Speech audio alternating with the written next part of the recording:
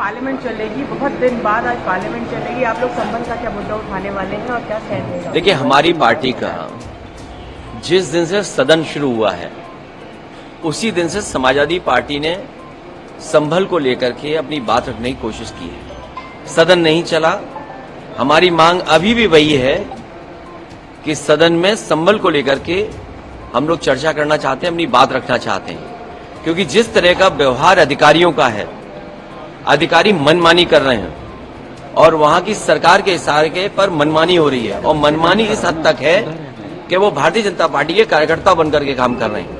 कोई कल्पना कर सकता है कि वोट लूटा जाए, वोट को डालने न दिया जाए?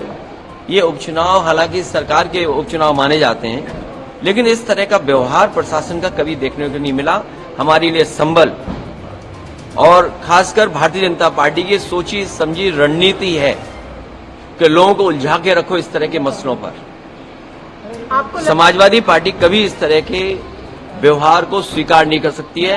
हमारी प्रायोरिटी है कि संभल पर चर्चा हो, संभल की बात हो। कम से कम जो दोषी अधिकारी हैं जिनकी वजह से वहां जाने गई हैं, उत्तर प्रदेश का माहौल खराब हुआ है और जो लोग हर जगह खोद देना चाहते हैं, खोदना उनका लक्ष्य बन गया है। जो लोग खोदना चाहते हैं वो याद रखें, देश का सौहार्द भी खो देंगे एक दिन। जो लोग जगह जगह खोदना चाहते हैं वो देश का सौहार्द भी खो देंगे। इसलिए मैंने कहा, जो जगह जगह खोदना चाहते हैं वो देश का सौहार्द खो देंगे, देश का भाईचारा खो देंगे।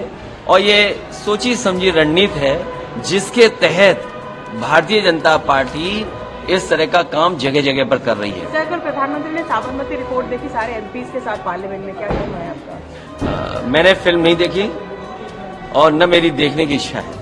मिल्कीपुर कैसे बचाएंगे सर? ऐसे सर जो मुराद ऊपर वाला बचाएगा सबको, भगवान बचाएगा।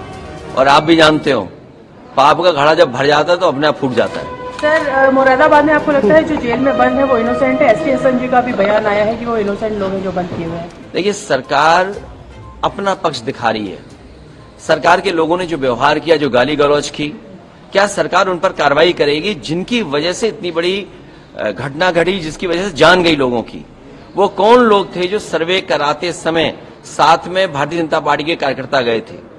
जब मैंने आपसे पहले कहा कि उत्तर प्रदेश की सरकार ने वहां के पूरे अधिकारियों को अपने संगठन का पदाधिकारी बना दिया है, चाहे वो डीएम हो, एसपी हो, डीआईजी हो, कमिश्नर हो, वो भारतीय जनता पार्टी के कार्यकर्ता के रूप में काम कर रहे हैं। उनसे न्याय की उम्मीद आप नहीं कर सकते हैं। और इसी का परिणाम ये हुआ है कि इतनी बड़ी घटना हुई। दोषी अगर कोई है तो प्रशासन दोषी है, दोषी कोई है तो वो नारे लगाने वाले हैं। हर जगह जो खोदना चाहते हैं, खोदने वाले एक दिन भारत का, देश का सौहार्द भी खो देंगे। बांग्लादेश में जिस तरह से हिंदू, बांग्लादेश को लेकर के भारत सरकार को चिंता करनी चाहिए। भारत सरकार चिंतित हो, क्योंकि इस तरह का काम नहीं हो तो भारत सरकार क्या ताकतवर सरकार बनती है अपने आप को? अगर हमारे साधु संतों का भी सम्मान। पार्लियामेंट चलेगी, बहुत दिन बाद आज पार्लियामेंट चलेगी, आप लोग संबल का क्या मुद्दा उठाने वाले हैं और क्या स्टैंड रहेगा? देखिए, हमारी पार्टी का जिस दिन से सदन शुरू हुआ है उसी दिन से समाजवादी पार्टी ने संभल को लेकर के अपनी बात रखने की कोशिश की है। सदन नहीं चला, हमारी मांग अभी भी वही है कि सदन में संभल को लेकर के हम लोग चर्चा करना चाहते हैं, अपनी बात रखना चाहते हैं, क्योंकि जिस तरह का व्यवहार अधिकारियों का है, अधिकारी मनमानी कर रहे हैं और वहां की सरकार के इशारे पर मनमानी हो रही है और मनमानी इस हद तक है कि वो भारतीय जनता पार्टी के कार्यकर्ता बनकर के काम कर रहे हैं। कोई कल्पना कर सकता है कि वोट लूटा जाए, वोट को डालने न दिया जाए? ये उपचुनाव हालांकि सरकार के उपचुनाव माने जाते हैं, लेकिन इस तरह का व्यवहार प्रशासन का कभी देखने को नहीं मिला।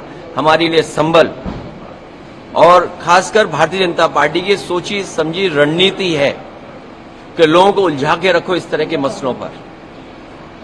समाजवादी पार्टी कभी इस तरह के व्यवहार को स्वीकार नहीं कर सकती है। हमारी प्रायोरिटी है कि संभल पर चर्चा हो, संभल की बात हो। कम से कम जो दोषी अधिकारी हैं जिनकी वजह से वहां जाने गई हैं, उत्तर प्रदेश का माहौल खराब हुआ है और जो लोग हर जगह खोद देना चाहते हैं, खोदना उनका लक्ष्य बन गया है। जो लोग खोदना चाहते हैं वो याद रखें, देश का सौहार्द भी खो देंगे एक दिन। जो लोग जगह जगह खोदना चाहते हैं वो देश का सौहार्द भी खो देंगे।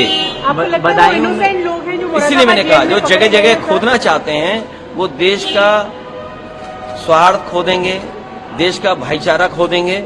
और ये सोची समझी रणनीति है जिसके तहत भारतीय जनता पार्टी इस तरह का काम जगह जगह पर कर रही है। सर, कल प्रधानमंत्री ने साबरमती रिपोर्ट देखी सारे एमपीज के साथ पार्लियामेंट में, क्या कहना है आपका? मैंने फिल्म नहीं देखी और न मेरी देखने की इच्छा है।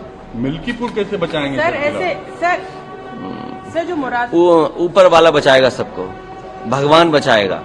और आप भी जानते हो पाप का घड़ा जब भर जाता है तो अपने आप फूट जाता है। सर, मुरादाबाद में आपको लगता है जो जेल में बंद है वो इनोसेंट है? एसटी एसएनजी का भी बयान आया है कि वो इनोसेंट लोग हैं जो बंद किए हुए हैं। देखिए, सरकार अपना पक्ष दिखा रही है।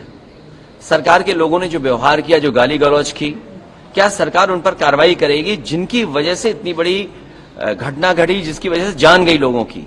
वो कौन लोग थे जो सर्वे कराते समय साथ में भारतीय जनता पार्टी के कार्यकर्ता गए थे?